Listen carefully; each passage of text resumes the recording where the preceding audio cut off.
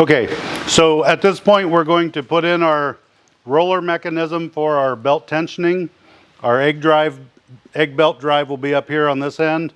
We're going to put in our rails to hold the rollers in.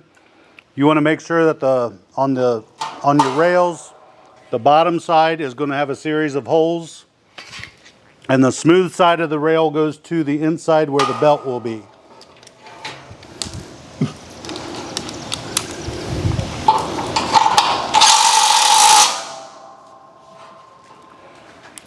The rail part number is 630519.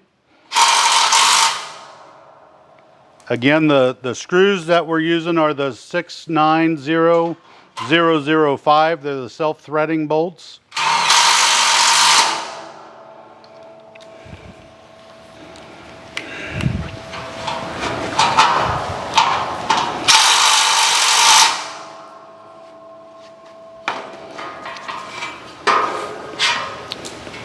Okay, the shaft that we have here on the inside of the roller is part number 630520, and the roller itself is 630523.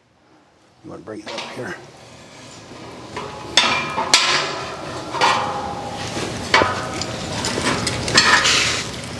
Then we have our clamps, which is just a pinching clamp collar that we're going to slide on the ends to just hold everything in. It's just got a set screw that you tighten down to squeeze it in. So there's a series of holes here. It kind of depends on your certain setup, but you're going to put in your front roller, and then you're going to skip 2 holes and put in your back roller, and then there's going to be a weighted roller that we will add in later on for that.